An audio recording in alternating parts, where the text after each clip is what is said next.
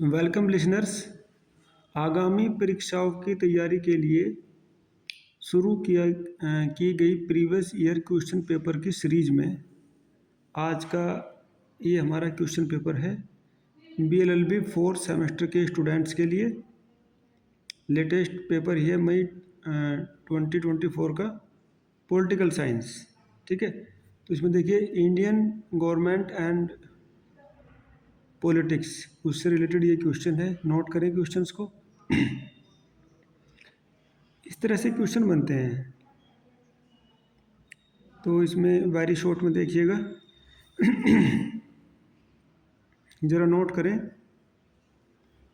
Method of acquiring citizenship, नागरिकता प्राप्त करने के विधियां। क्वेश्चन नंबर 2, भारतीय राजनीति में जाति का महत्व, importance of castes in Indian politics. 3, न्यायिक पुनरावलोकन। देखिए ये जो पॉलिटिकल साइंस का पेपर है ये लॉ से बिल्कुल मिलता जुलता रहता है। इसमें अपने आप ही लॉ के बहुत सारे कंसेप्ट समाहित हो जाते हैं। देखिए जुडिशियल रिव्यू बड़ा इंपॉर्टेंट कंसेप्ट है, ये रिपीटेड क्वेश्चन है, बार बार आता है। न्यायिक पुनरावलोकन। 4, राष्ट्रपति पद के चुनाव के लिए योग्यताएं, qualification for election as president. देखिए क्वेश्चन कॉन्स्टिट्यूशन में भी आता है और पॉलिटिकल साइंस में भी आ रहा है। 5, क्या संसद में दूसरे सदन का होना उपयोगी है? Is the existence of second chamber is in parliament useful? Yes, undoubtedly useful रहता है। इसके ऊपर आप इसका अच्छे से आंसर तैयार कीजिएगा। 6 पे देखिए, भारत एक धर्मनिरपेक्ष राज्य है, व्याख्या कीजिए। India is a secular state, discuss. Question number 7, ये अब शॉर्ट वाले आ गए। भारतीय संविधान के स्रोतों की व्याख्या कीजिए। Very important question, repeated question है ये। Discuss the sources of Indian constitution. जैसे ही मुझे समय मिलेगा मैं इस पर और भी वीडियो बनाऊंगा डीपली। एक ओवरव्यू चल रहा है अभी, कम से कम विद्यार्थियों को ये पता चल जाए कि क्वेश्चन पेपर कैसा आ रहा है, जिससे कि वो अपनी तैयारी सेल्फ लर्निंग मोड में कर पाएँ। 8, धन विधेयकों के बारे में लोकसभा के अधिकारों की तुलना राज्यसभा के अधिकारों से कीजिए। Compare the powers and jurisdiction of the House of People and Council of State with respect to financial bills.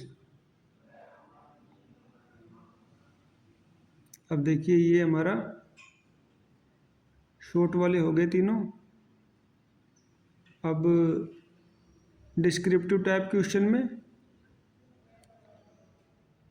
Long. Question number 9, Bharat सरकार अधिनियम 1919 की मुख्य विशेषताओं की विवेचना कीजिए। देखिए ये प्री इंडिपेंडेंस ईरा की बातें हैं।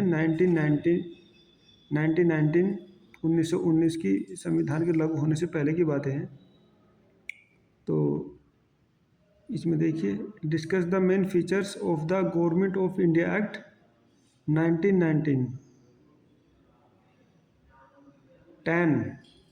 10 पे देखिएगा, भारत के संविधान की प्रस्तावना के संवैधानिक महत्व का आलोचनात्मक विश्लेषण कीजिए। Critically analyse the constitutional significance of the preamble of the constitution of India. That is very important. Preamble is very important for the constitution. ठीक है।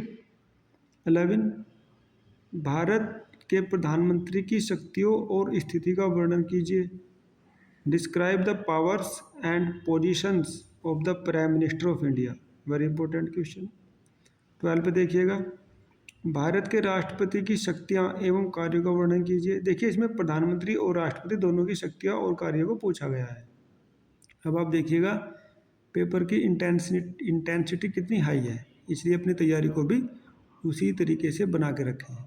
Discuss the powers and functions of president of India. 13 और ये last question है। भारतीय राजनीति में क्षेत्रवाद की भूमिका की व्याख्या कीजिए। क्या क्षेत्रवाद भारत के एकीकरण के मार्ग में बाधक है? Explain the role of regionalism in Indian politics. उन्होंने ये आधा ही लिखा है, उसमें आगे हम लोग बढ़ा सकते हैं।